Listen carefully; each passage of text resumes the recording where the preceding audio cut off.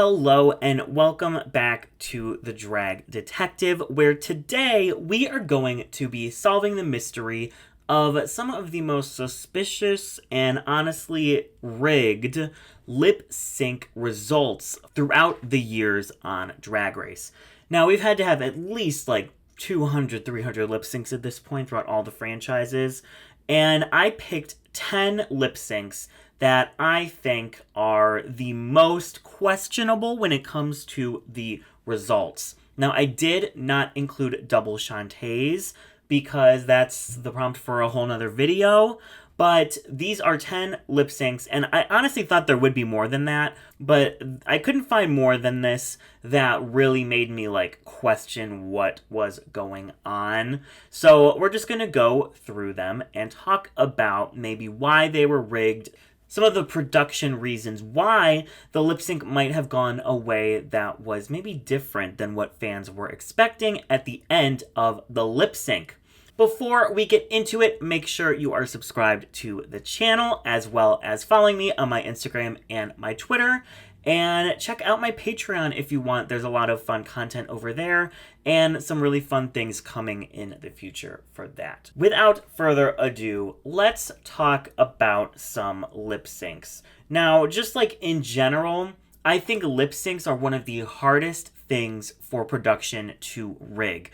Sometimes they can pick a song choice that can favor one queen over the other. Famously, this happened with Jinx and Detox, where the lip sync song was originally going to be Free Your Mind by En Vogue, which is, I would say, more up Detox's alley than Jinx's, but they changed it at the last minute to Malambo number 1, and I know I called it Mambo number 5 in another video, which I don't even care because that's camp.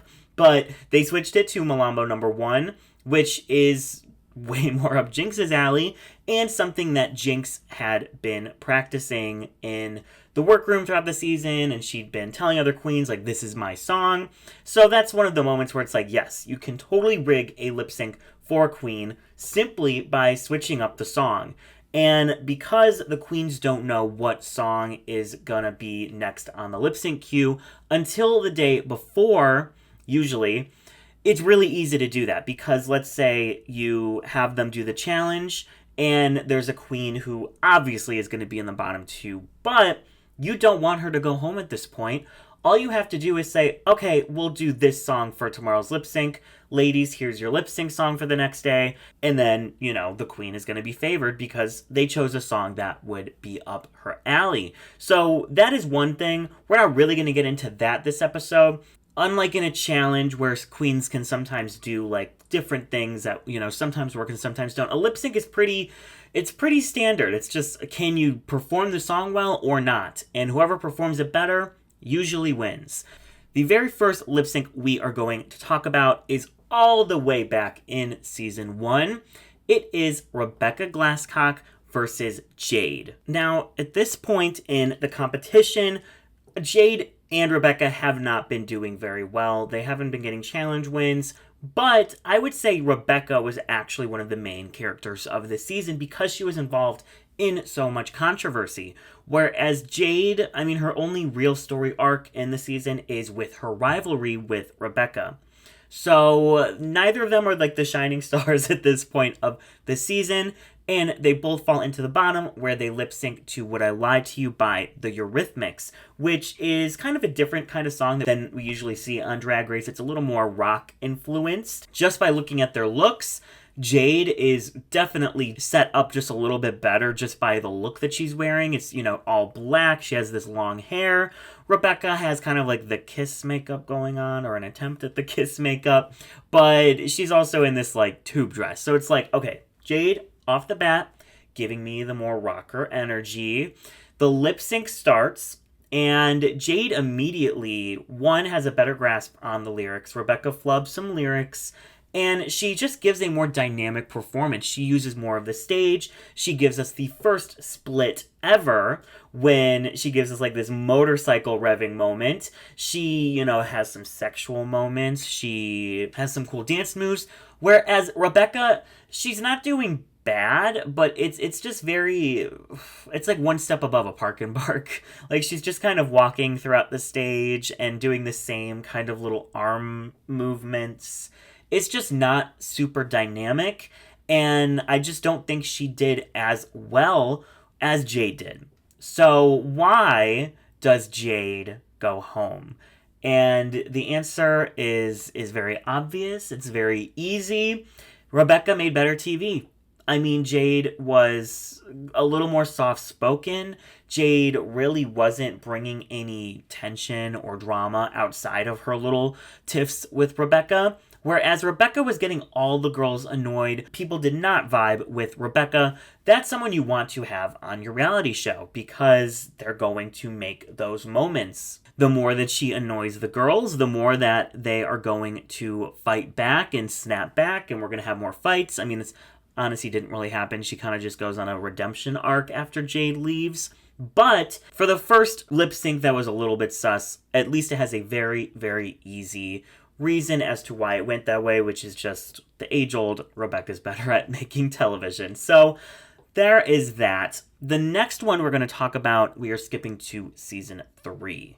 It is the bad romance lip sync between Delta and Phoenix. And honestly, the lip syncs are really hard to judge in these early seasons because they're like a minute long. Like we only see a very, very small portion of what happens. Whereas now they're like, 2.5 minutes long. So obviously we don't see everything that was in the lip sync. Maybe that has something to do with these decisions made by Rue and the producers. But this one, it's less of like a Phoenix 1000% one. It's more of like a what was going on in it just was sus to me. So they're doing Bad Romance. It is the first Lady Gaga lip sync on Drag Race. And what is Delta wearing? Okay, oh my gosh. This is one of the worst looks, I think, ever. Like, of all time. We randomly get a confessional in the middle of the lip sync where India Farah, maybe does what she does best and gives us some delusional confessional where she's basically like, Phoenix is copying Gaga's moves. And if you're a performer, do your own moves. Don't copy from anyone else. Like drag queens don't recreate iconic music video choreography at their shows all the time, and people live for it. But sure, I have seen the Bad Romance music video about 5,000 times. I know that choreo. I didn't see anything that she directly stole from that video when it came to her dance moves. She gave kind of that essence, that weird, Gaga movement back then that she used to do. But she wasn't copying dance moves, so I just thought that this confessional didn't make much sense. And to me, I think that they were probably like, hey, can you give us a confessional about why Phoenix lost the lip sync?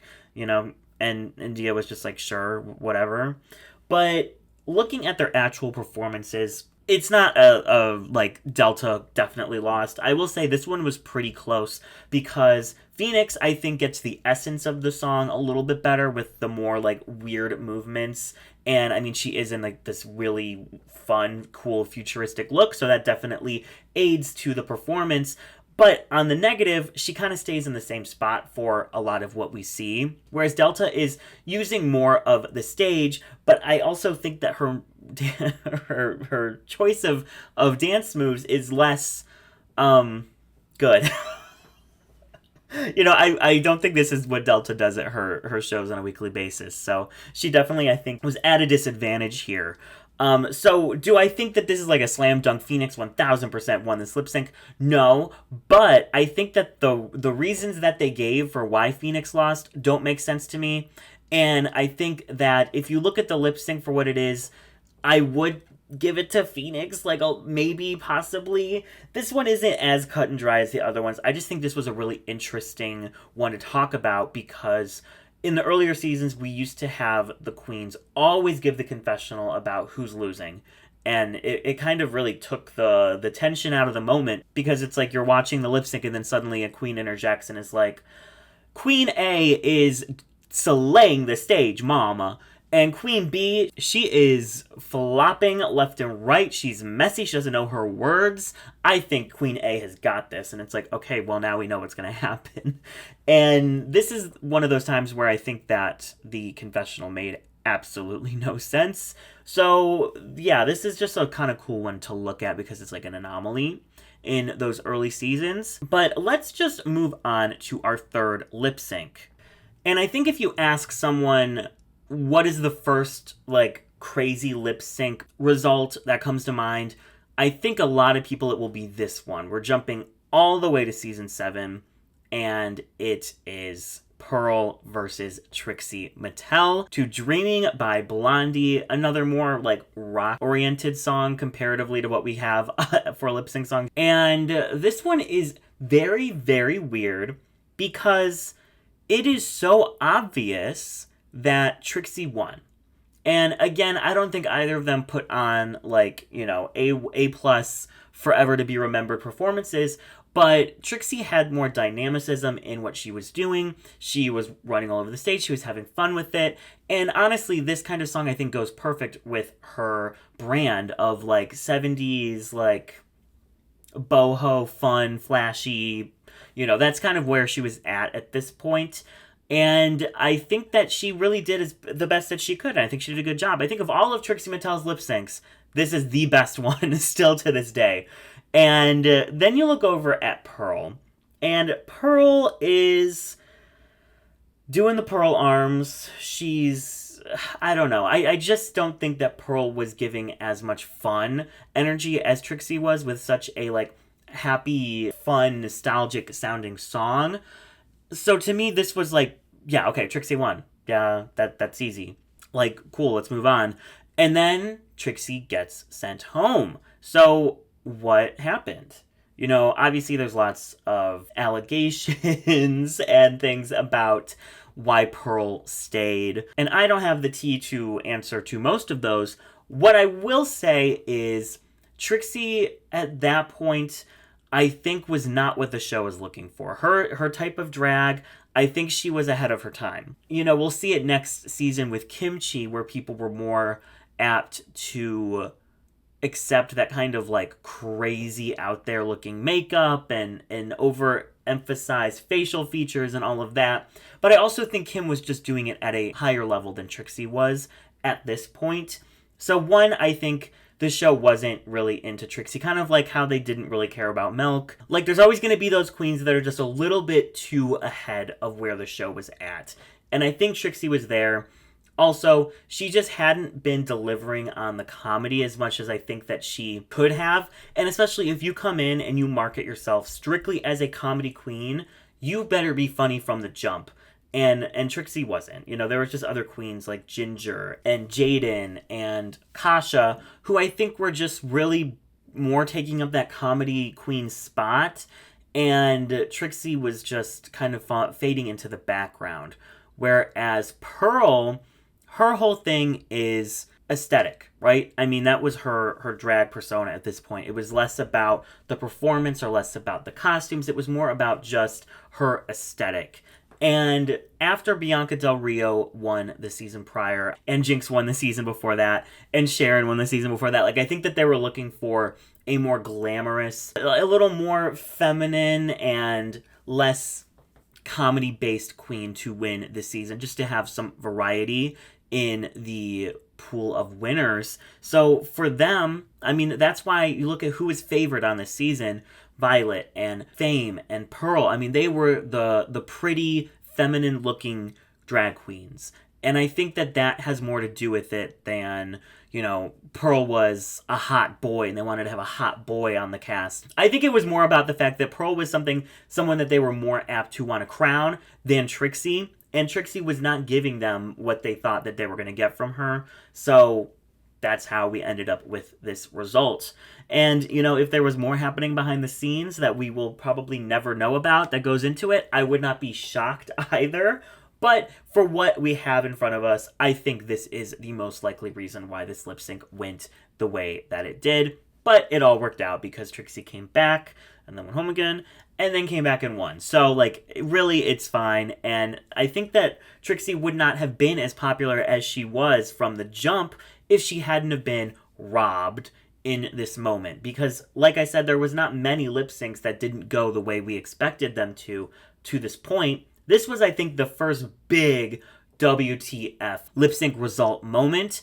And the fact that it happened to Trixie and then she just so happened to be one of the most famous queens to ever come from the show is not lost on me, and I definitely think there is a correlation. So, in the end, Trixie is fine and Pearl is fine, so let's just move on to our next lip sync. We are going to talk about All Stars 2, a certain Alaska lip sync.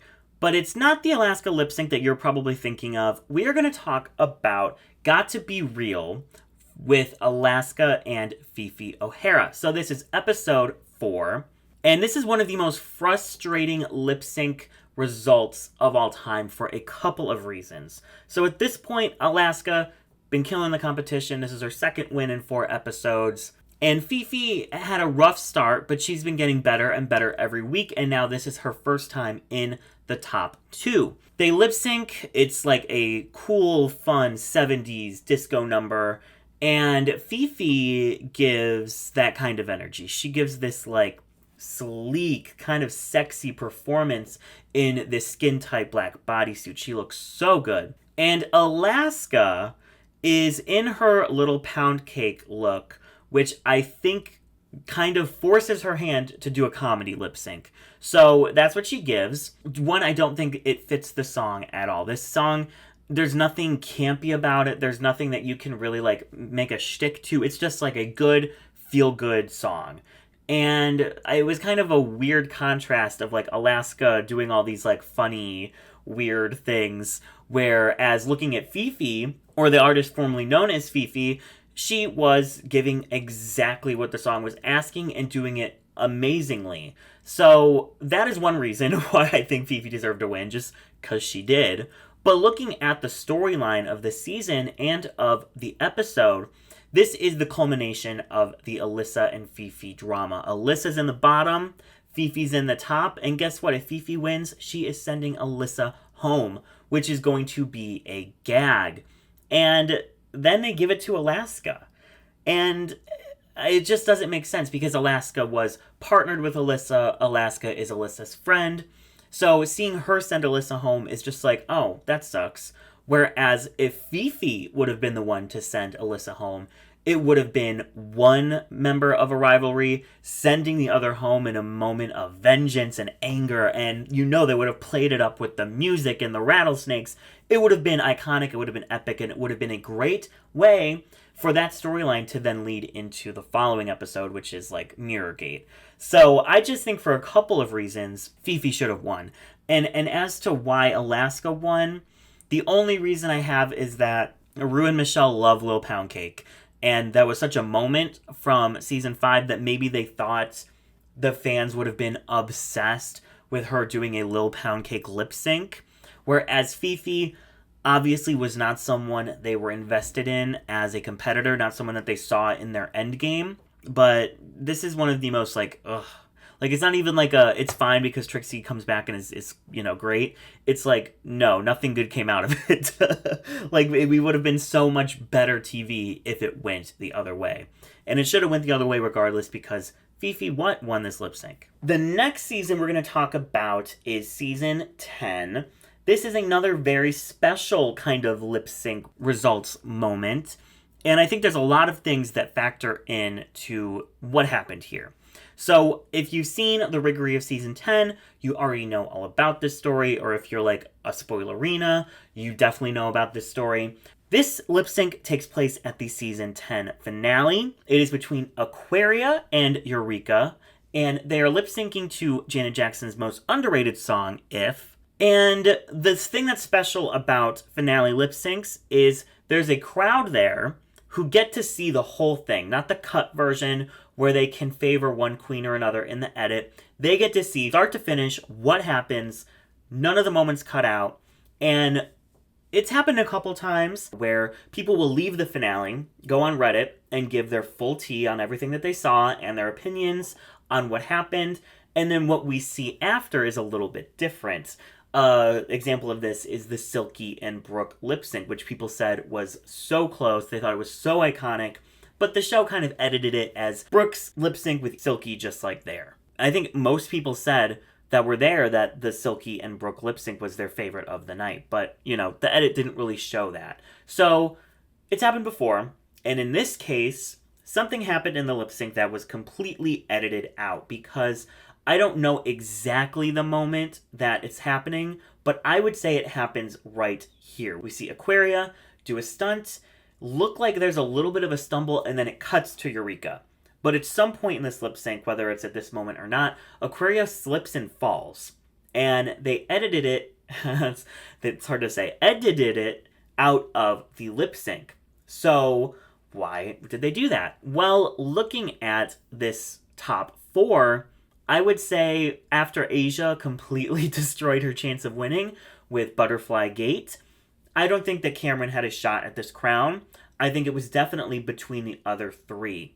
But now that Asia's not a factor in who's going to get the crown, it's between Eureka and Aquaria. And I think if it was actually up to producers, we would have had a Aquaria and Asia final 2 because Eureka did not get the best reception this season from fans. I would say it was pretty against Eureka by the time the finale came. She definitely had her fans, but she was not as popular as she is now, or as favored as she is now after All Stars 6. So, production is never going to crown a queen that the fandom doesn't love, or at least has like a huge portion of the fan base obsessed with them, because that wouldn't make sense for profit or for, being able to put them on tours, all of that kind of stuff. I personally think they were going to have an Aquaria and Asia final 2, and we'll see what happens in that lip sync. That didn't happen. They have to keep their options open, but then Aquaria slips and falls in the lip sync. Well, if that is the end-all be-all, if that is if you fall, you're done, and there's no way you can ever win the lip sync, then Eureka moves on, and we have a Eureka and Cameron final 2, and that, I think, is what producers did not want, because Asia and Aquaria just had way more fan love and support at this point in time.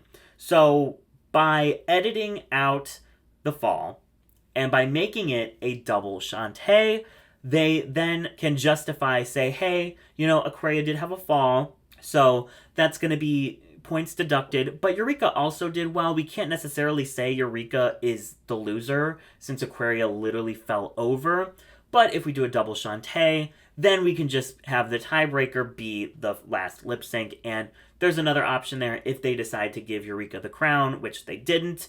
I really think Aquaria was going to win this final 3 no matter what, and we saw that happen. But, a big moment of that lip sync was cut out in order to make Aquaria a justifiable winner. Look at All Stars 4, where Trinity falls during she slips during her cartwheel. They leave that in. And, they very easily could have just edited that out. It's the final lip sync of the season between 2 of the greatest queens to ever be on the show. They could have easily left that out, and we wouldn't have missed it, and we wouldn't have known. But they definitely left that in, and part of me is like, if they're trying to justify a double win between Monet and Trinity, you could easily just say, well, Trinity did do better in the competition than Monet, but look, she did, slip in that cartwheel in the last lip sync, whereas Monet ate the lip sync. So it's just about the things that they leave in and the things that they cut out, I think all are just to justify what they want to happen. And this Aquaria lip sync is, I think, the perfect example of that. And then we're going to see the opposite of that in the very next lip sync that we are going to discuss. We are talking about Ariel and Suga doing I'm Your Baby Tonight on season 11. Now, this one is another kind of like the Bad Romance lip sync, where I think that there were positives and negatives for both queens. Suga, I think, had the vibe of the song down a lot better, but she kind of just did the same dance moves throughout. She stayed in the same spot. It was very reminiscent of Tamisha Iman doing the Pleasure Principle on season 13, where she had the moves, she had the vibe, but she just needed a little bit more of a dynamic performance, because if you give the same thing all the way throughout, it kind of loses its touch midway through. So there's Suga. On the other side, you have Ariel Versace, who I will say, she started out super strong, super strong. And then comes the fall. They cut the music. They have the thunder. They have the pounding. They have the instant replays. I mean, they make it a full moment. It was like full pheromone falling at the talent show tease. Now, did they need to make it this big of a deal? No, but it's very rare that we see falls on Drag Race, so I understand why they did that. But what they will always tell a queen is if you fall, it doesn't matter, just get right back into it and you'll be fine. And Ariel, she does recover very quickly. She doesn't like hinder on it. She doesn't like, sit there and whine. She goes right back into the performance. She kind of, I think, is rattled a little bit by it, and the second half of her performance is not as good as the first. But when I think about what are the best moments of this lip sync, they're all Ariel. There's like, Suga really does kind of pop off at that last chorus. But I think of her doing like the fall. She does the sexy moves at the beginning. Those are the things that I think really, really stood out in this lip sync. So I understand why Suga won, and I'm not upset about Suga winning. But I do think that this is an example of them leaving in what they want to leave in. If they wanted Ariel to win this lip sync, all they had to do was edit that out, and they could have justified it. But if you look at their track records at this point, Ariel has been in the bottom 3 before, while Suga was in the top before.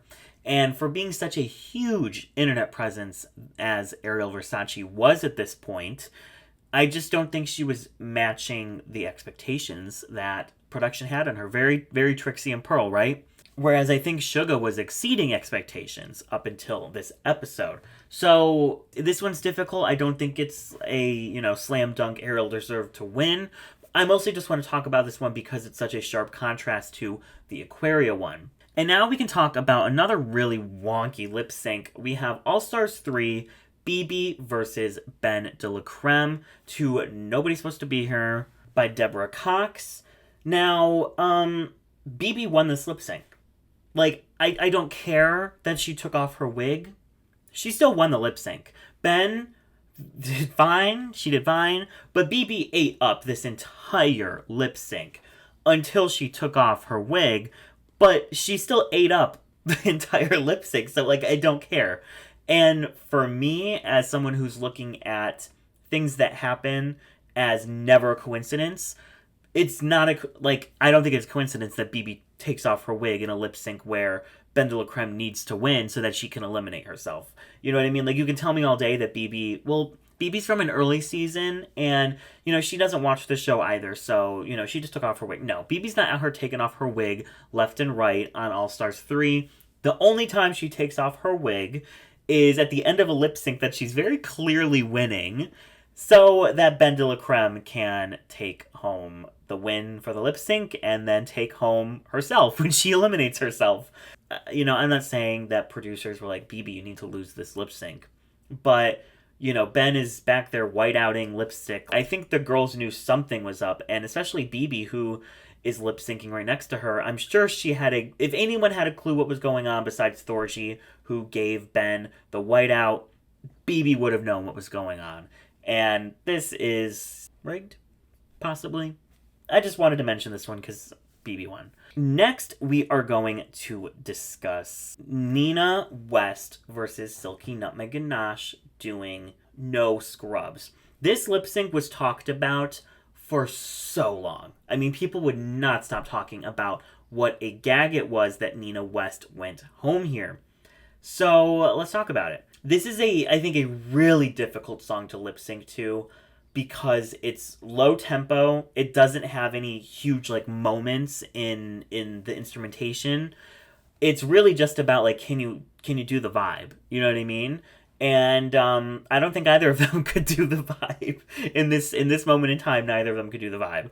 So you have Nina West in one corner, looking like she's on Nick Jr., kind of doing a Suga. She kind of just does the same moves throughout the whole thing. On the other side, you have Miss Messy Boots, Silky Nutmeg Ganache. Luckily, she has had the lip sync redemption of a season. We love to see it. We love Silky, but in this moment in time, The fandom was not on her side, and her lip sync skills were not as refined as they are now because she has messy reveals, messy splits, messy moves.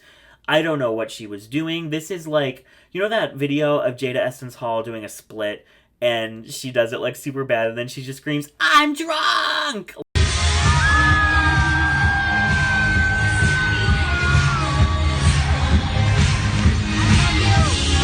I'm drunk! Like, they gave me this kind of a vibe.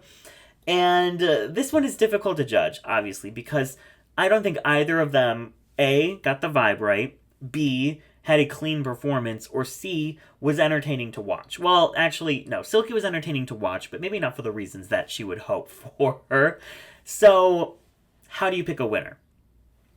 I think the sentiment at the time was Nina was cleaner than Silky. She wasn't as messy. She should have won. Or it should have been a double sachet and you send them both home. Well, I don't think they can do that because like there's too much going on at this point at the end of the season that's locked in. There's no way they would do a double sachet this late into the game. If that's off the table, then one of them has to win.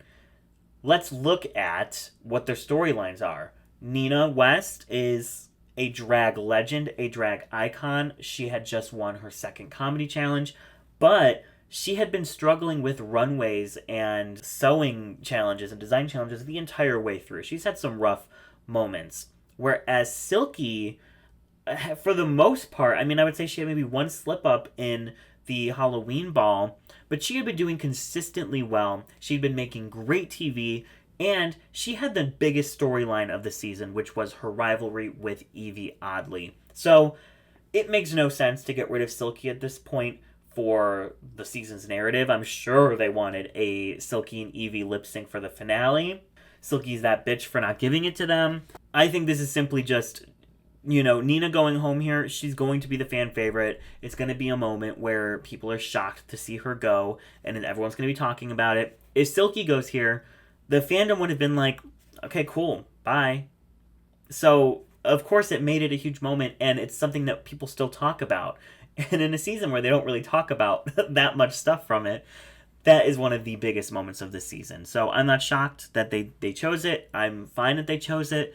And we can move on to the following season, season 12, where we have Crystal Method versus Jackie Cox to On the Floor by Jennifer Lopez and Mr. Worldwide himself, Pitbull. Okay, well, this one it's very interesting because of the pie one. Her being in this finale or like at this final five really just confuses things because it's very obvious if you watch this episode, the pie one did the worst. She did the worst. But they did not put the people in the bottom who were the worst in the episode. They put the people in the bottom that had the worst track records, which was Crystal and Jackie. If you look at the season, Crystal started off not doing well. She had a couple low placements early on, but then she hit her stride and she was high for I think like 5 weeks in a row. And then this was her first time in the bottom. Whereas Jackie was high like many times in a row early on in the season. But as the second season came on, she started to fumble and she had a couple bottom twos. She had some lows. And in most of cases, it's better to start bad and finish good than to start good and finish bad. So I think for them, Crystal just had more momentum going into a finale than Jackie would. But by looking at the lip sync itself, this is Jackie's best lip sync. Like, Fireworks, she did fine. She did not do fine in the one against Heidi. I think she manages to really mix her campiness with also her fun and solid lip sync ability in this lip sync, and it all works. Crystal, I think for seeing her lip sync for the first time, because she just had the Phenomenal Fill challenge, because she'd been doing so well, I think people expected more.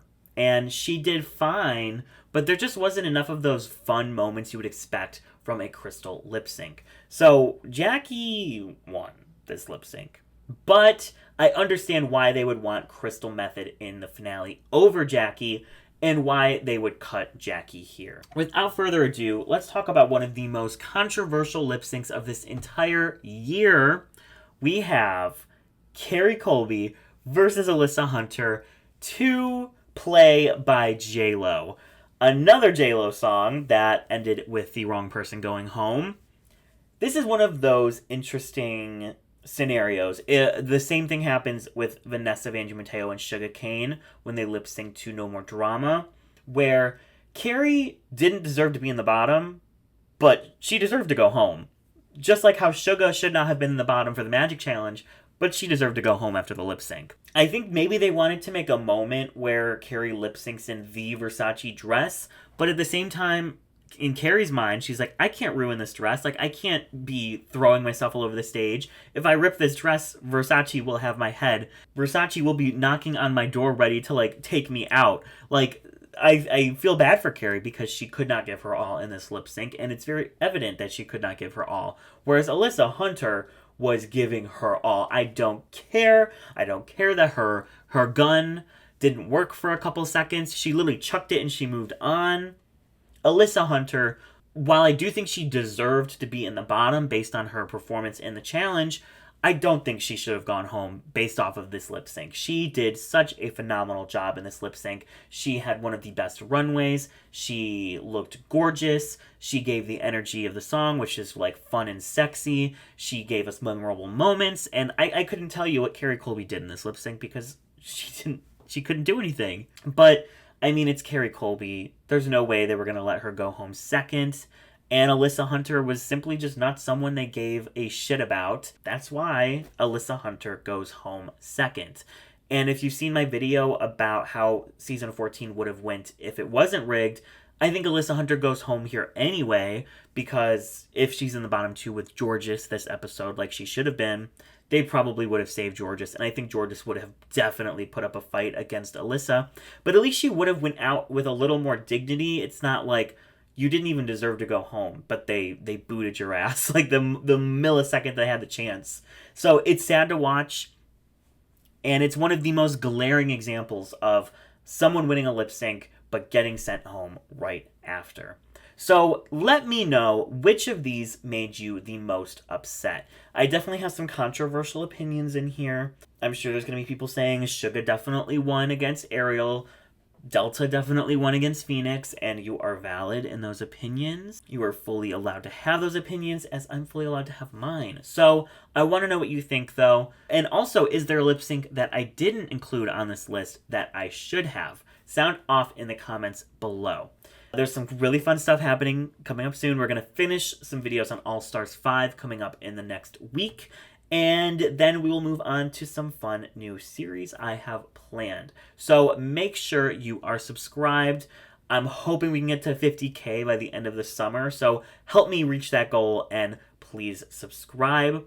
Here are the links to all of my social media as well as my beautiful patrons.